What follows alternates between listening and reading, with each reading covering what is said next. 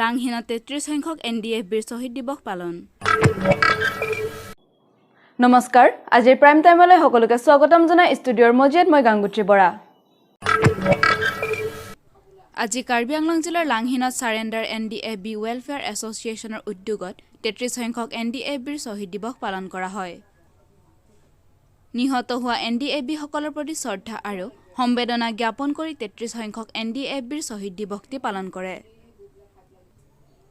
আজি পুৱা কলা পতাকা উত্তোলন কৰি বিভিন্ন কাৰ্যসূচীসমূহ ৰূপায়ণ কৰে আৰু লগতে NDFBৰ শ্বহীদ হোৱা পৰিয়ালবৰ্গকো শ্ৰদ্ধা আৰু সম্বেদনা জনাই একোখনকৈ বড়ো আৰণাইৰে সম্বৰ্ধনা জ্ঞাপন কৰে।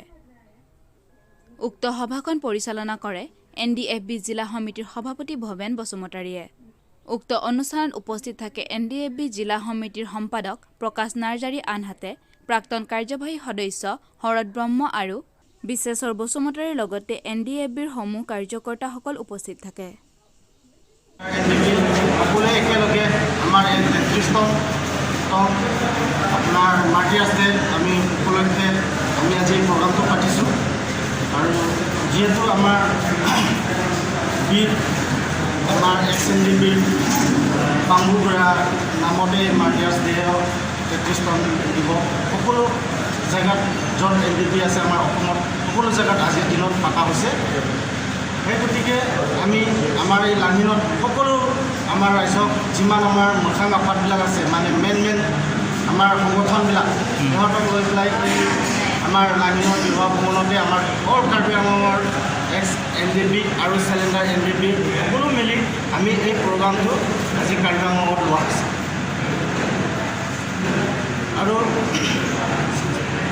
আমি আমাৰ এই কাৰ্বি আংলঙৰ NDFB আৰু চেলেণ্ডাৰ NDFB হিচাপে আজি যি আমাৰ ৰাজ্যৰ ওচৰত চৰকাৰৰ ওচৰত ক'ব লগা এইখিনিয়ে যে অতি সোনকালে যে আমাৰ যিখিনি ৰিহেবিলিটেশ্যন আৰু আমাৰ যিখিনি জেলত থকা আমাৰ সংগঠনৰ কেডাৰসকলে জেলত আছে অতি সোনকালে সিহঁতক যাতে মুক্তি কৰি দিয়ে এইখিনি আমাৰ চৰকাৰৰ ওচৰত আমাৰ দাবী আহ্বান কৰিছোঁ যাতে সিহঁতক অতি সোনকালে মুকলি আকাশৰ তলত পেলাই দিয়ে।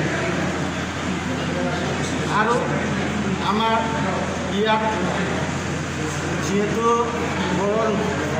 আমাৰ 27 জানুৱাৰী 2020 একৰৰ হিচাপত যিহেতু আমি আমাৰ NDFB একৰৰ হিচাপত 6.3 ক্লজৰ মতে যোনটো আমাৰ 6 শিডিউলৰ ইছ্যু কথা লৈ পেলাই আমি আমাৰ বিটিআৰ চৰকাৰ আৰু আসাম চৰকাৰ আৰু দিল্লী চৰকাৰলৈকে আমি আগুৱাই যাম আৰু আমাৰ সকলো সংগঠন লৈ পেলাই আমি এই দাবীখন পূৰণ কৰিবলৈ সকলোকে লৈ লগত আগবাঢ়ি যাম বুলি আমি আশা কৰি আজি এই মিটিংটো ছাকচেছ হোৱাৰ কাৰণে আৰু আমাৰ লগৰ হেফাজত দিয়া আমাৰ ৰিপৰ্টাৰ বন্ধুসকলকো লাংহিনৰ পৰা ইন্দ্ৰজিৎ ৰংখাৰৰ প্ৰতিবেদন 365 নিউজ ইণ্ডিয়া।